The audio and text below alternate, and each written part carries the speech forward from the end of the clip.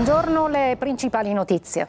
A Catania 4 arresti per tentata estorsione. La denuncia agli inquirenti del dirigente di una società di spedizioni preso di mira e minacciato da esponenti legati al clan Santa Paola Ercolano. A Messina arrestato un anziano che ha minacciato di morte e aggredito la nuora dentro un negozio, tempestivo l'intervento della polizia. Sono passati oltre 2 anni dall'arresto di Messina Denaro e dal velo tentennale che ha coperto la sua latitanza. Emergono nuovi fiancheggiatori. Il lavoro della Procura di Palermo non è ancora finito. È una Pasqua da record per il turismo in Sicilia, nonostante il caro voli, oltre il 15% di presenza in più rispetto allo scorso anno. Palermo e Catania, le mete più gettonate dai visitatori stranieri e italiani. A Catania, piazza Battiato, tra abbandono e approssimazione a 16 mesi dai lavori di restyling, l'area sul lungomare già vandalizzata. Musica, gli Sugar Free tornano col nuovo singolo Meglio togliersi di torno. Nella canzone l'invito alla fuga dal circo mediatico del tutti connessi. Calcio, Catania non giocherà nella prossima giornata di Serie C, ma già prepara l'ultima di campionato. Siamo concentrati sul Potenza, vogliamo vincere ancora, dice il rosso-azzurro Lunetta, ospite a Corner. Ore cruciali per le sorti dell'ACR Messina.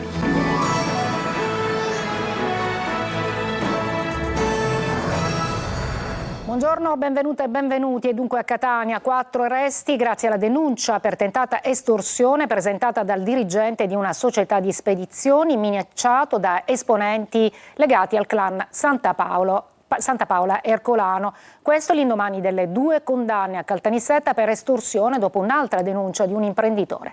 Sentiamo Simona Mazzona.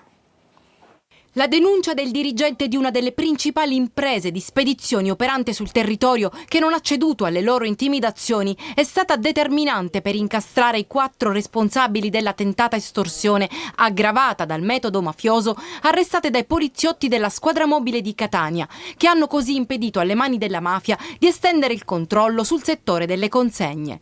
Si tratta di Filippo Intelisano, Luigi Calabretta, Francesco Coppola e Virgilio Papotto.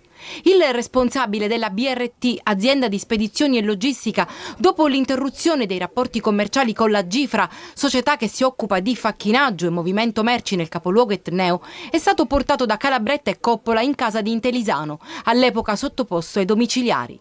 Sebbene non rivestisse formalmente alcuna carica societaria, l'uomo ha minacciato il dirigente di gravi ritorsioni sull'azienda di spedizioni e sugli amministratori, qualora i rapporti economici non fossero proseguiti regolarmente. Gli inquirenti nel corso delle indagini hanno appurato che il pregiudicato è figlio di Giuseppe Intelisano, storico appartenente al clan Santa Paola Ercolano, e che Calabretta e Coppola, dipendenti della Gifra, sono anche cognati di Filippo Intelisano. Dall'attività investigativa sono emerse ripetute intimidazioni e minacce da parte di Papotto, cognato di Giuseppe Intelisano e amministratore di fatto della ditta di facchinaggio, nei confronti dell'impresa di spedizione, affinché revocasse la risoluzione del contratto di appalto o per ottenere in alternativa un'indennità di buonuscita in denaro e appalti in altre regioni italiane. A Messina un anziano minaccia di morte e aggredisce la nuora davanti al negozio dove si appostava da diverso tempo. La polizia lo arresta. Sentiamo Francesco Triolo.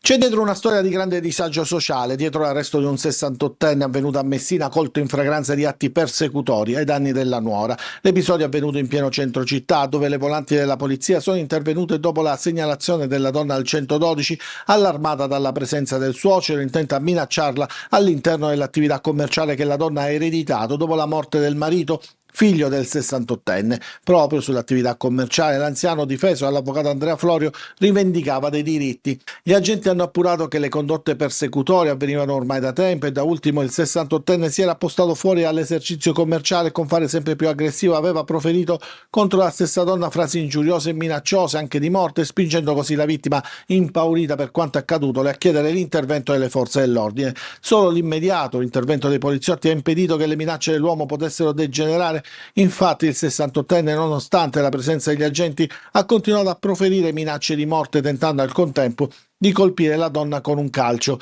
Il 68enne da tempo sarebbe attenzionato dai servizi sociali del comune, ma non avrebbe mai accettato aiuto. Gli altri 2 figli, con i quali aveva rapporti non facili, avrebbero avviato un procedimento per la nomina di un amministratore di sostegno. Sono passati oltre 2 anni dall'arresto di Matteo Messina Denaro e dal velo trentennale che ha coperto la sua latitanza emergono nuovi fiancheggiatori. Il lavoro dunque della Procura di Palermo non è ancora finito. Lorena Dolci. Arresti e condanne continuano a fioccare sull'entourage di Matteo Messina Denaro. Esponenti della sua famiglia, amanti, persone che hanno prestato l'identità al boss o che gli hanno offerto un rifugio. Il lavoro, ribadisce spesso il procuratore di Palermo De Lucia, non è finito. Lo dimostra l'arresto di Floriana Calcagno, amante, postina, staffetta e scorta del boss negli ultimi mesi.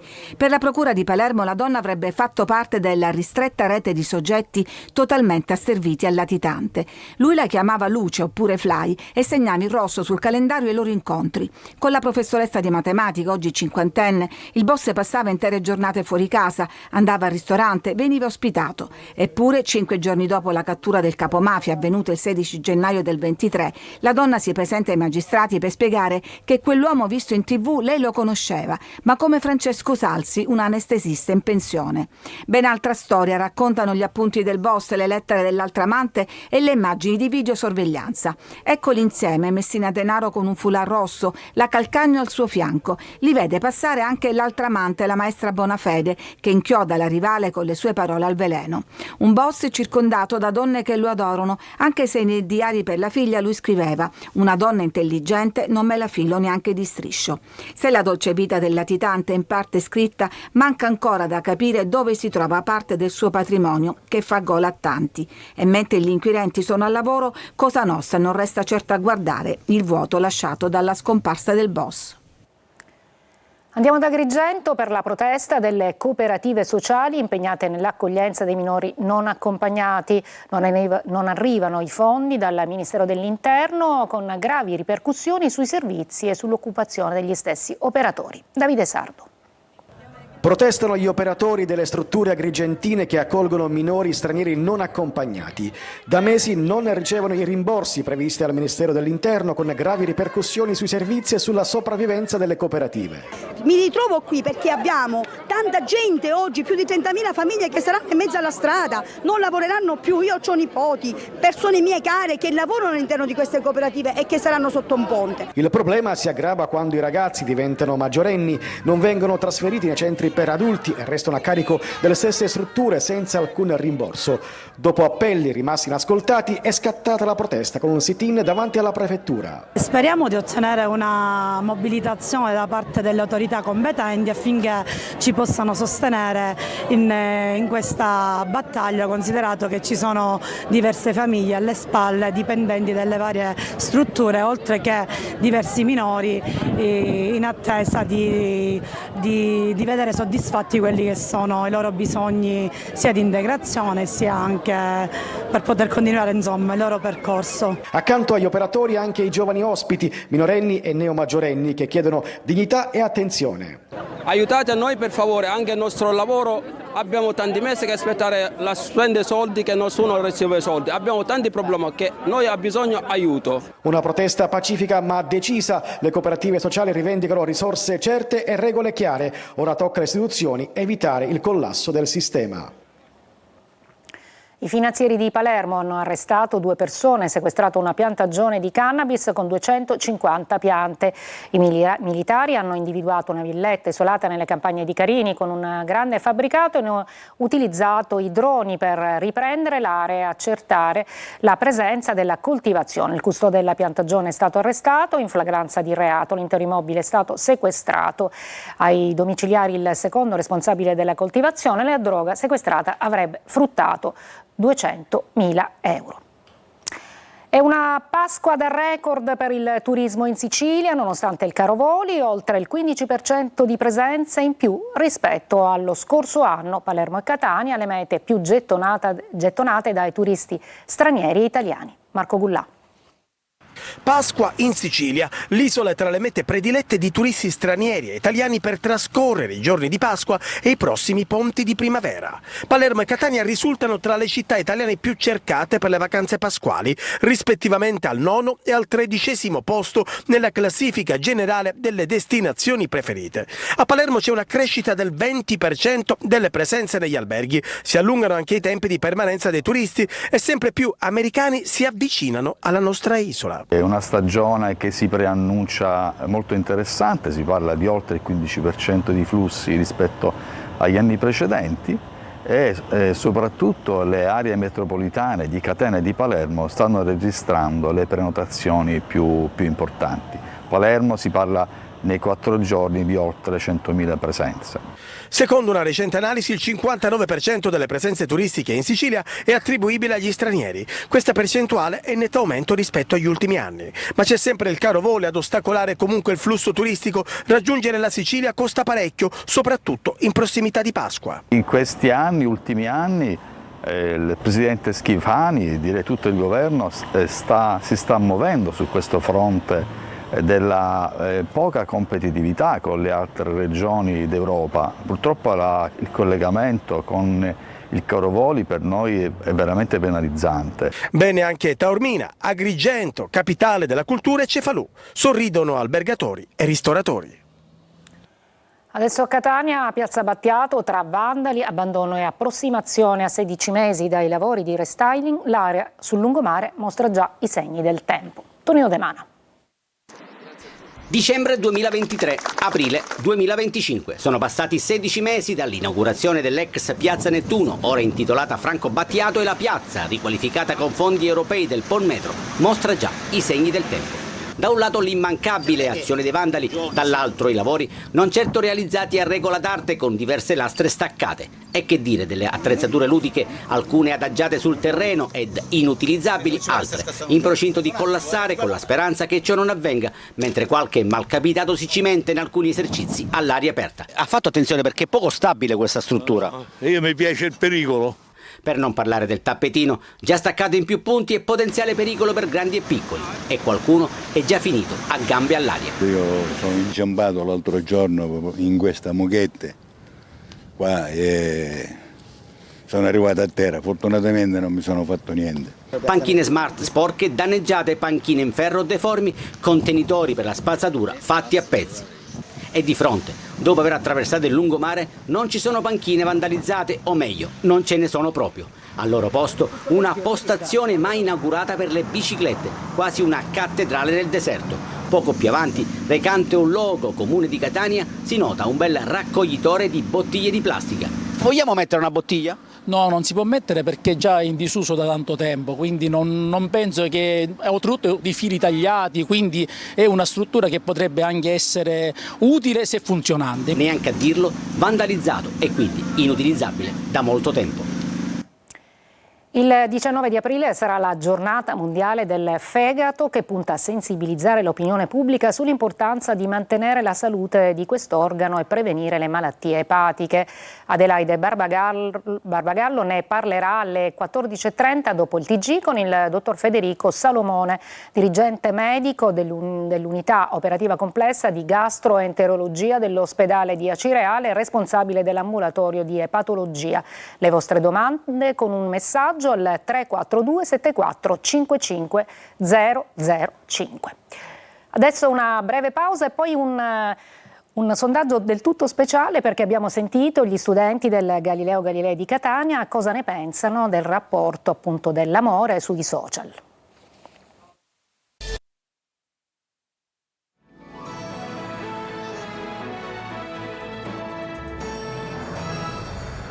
I giovani e i rapporti d'amore a tu per tu con gli studenti del Liceo Scientifico Galilei di Catania, in visita oggi nei nostri studi. Sentiamo Eva Spampinato.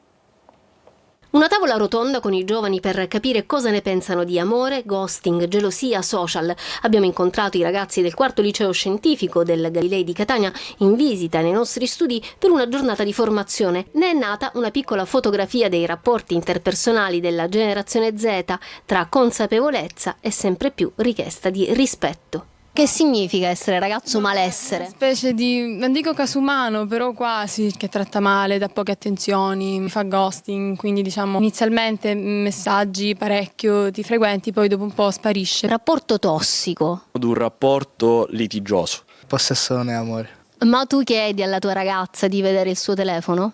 No. I social sono diciamo spesso una cosa di gelosia. Che ha messo like a questa cosa oppure no, mentre magari se non ci fossero stati i social sarebbe stato tutto più facile. In passato mi sono comportata in modi che probabilmente non sono ritenuti corretti. Quanto influisce il pregresso di una ragazza o quello che si dice su una ragazza, quindi i pregiudizi? Sicuramente influisce.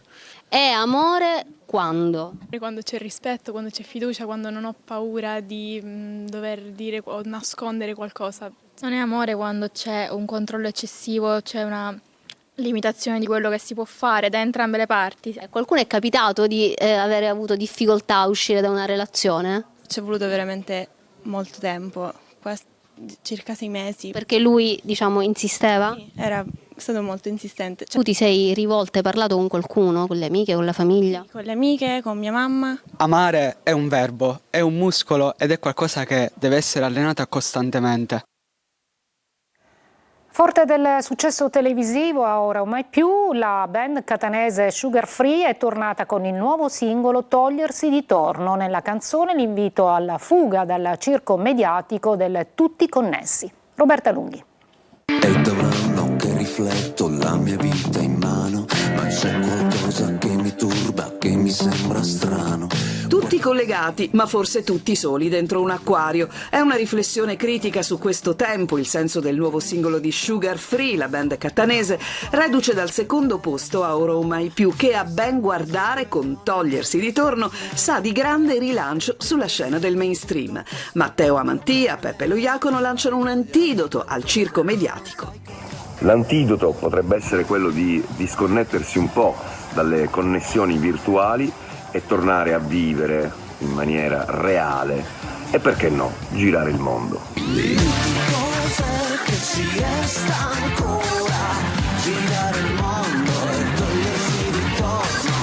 Il nuovo singolo, corredato dal video per la regia di Ivano Barce, salutata l'esperienza televisiva per Sugar Free, adesso è il tempo del ritorno al tour, che è iniziato proprio in Sicilia e che si snoderà per tutta l'estate con un calendario che si infittisce sempre più di date in tutto il paese.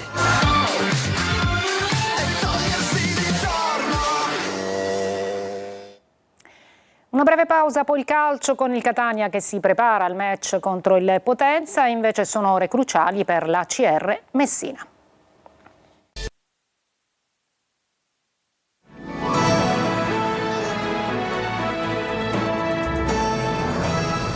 Eccoci al calcio, il Catania non giocherà nella prossima giornata di Serie C, ma già prepara l'ultima di campionato. Siamo concentrati sul Potenza, vogliamo vincere ancora, dice il rossazzurro Lunetta, ospite a corner. Sentiamo Marco Carli. È tornato definitivamente a disposizione da 7 partite, ha segnato 3 gol nelle ultime 5. Gabriel Lunetta è un protagonista assoluto di questa fase positiva di stagione rossazzurra. Della duttilità ha fatto il suo punto di forza, impiegato come esterno di sinistra, falso 9 e ultimamente soprattutto da trequartista nei due alle spalle dell'unica punta. Nella mia carriera sono sempre stato un giocatore duttile, ho girato tantissimi ruoli, quindi è anche chiaramente il mister che mi ha messo nella posizione probabilmente in questo momento che più esalta le mie caratteristiche col tipo di gioco che stiamo facendo. I rossazzurri hanno ripreso gli allenamenti per questa settimana particolare che non culminerà con la partita di campionato. L'obiettivo è il Potenza per la gara del 26 aprile. Nel frattempo ecco Guglielmotti eseguire esercizi sullo stesso campo in cui si allenano i compagni. È ulteriore tassello che manca e che può tornare presto in gruppo, sempre con la prudenza e il buon senso che hanno caratterizzato l'ultimo periodo. Nelle immagini anche la vena di alcuni protagonisti e qualche gesto di classe. Lunetta spiega ancora una volta come il gruppo si sia compattato. Siamo migliorati non tanto perché magari ci sono stati cambiamenti negli uomini, ma bensì perché col tempo si è creata una coesione giusta e un equilibrio giusto. Il Catania vola in trasferta, ma in vista dei playoff servirà una squadra capace di far bene anche al Massimino. La squadra era, quando la gente è ritornata con quel calore lì a sostenerci, ha sempre espresso un buon calcio e soprattutto un grande spirito. Noi dobbiamo pensare unicamente ad andare a Potenza e vincere. E sono ore febbrili in casa del Messina Calcio per arrivare a rispettare le scadenze economiche di domani e per garantire un futuro alla squadra. Francesco Triolo. L'ultima ancora di salvezza, l'ultimo appiglio per mantenere fede agli impegni economici in scadenza domani è una lotta contro il tempo, quella che a Messina hanno avviato alcuni imprenditori sollecitati dal sindaco Federico Basile per raggiungere la quota di circa 300.000 euro necessaria al pagamento degli stipendi e dei contributi ed evitare una nuova penalizzazione. Il primo cittadino ha cercato di aggregare una decina di realtà imprenditoriali e commerciali che verserebbero una quota ciascuno sul conto di un notaio che poi la trasferirà su quello dell'ACR Messina per provvedere ai bonifici, e tra questi ci sarebbe anche Pietro Sciotto, che ieri pomeriggio ha partecipato alla riunione convocata dal sindaco e che è sempre il titolare della fideiussione a garanzia inviata ad inizio anno in Lega, quindi ha tutto l'interesse che venga rispettata la scadenza.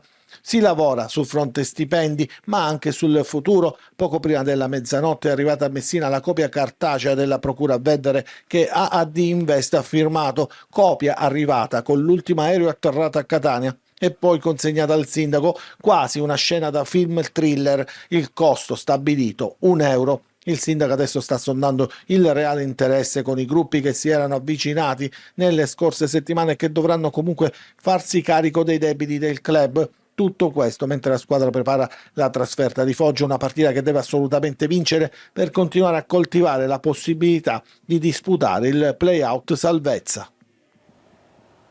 È tutto, io mi fermo qui. Dopo di noi c'è oggi il Focus curato da Adelaide Barbagallo. Grazie per l'ascolto e buon pomeriggio.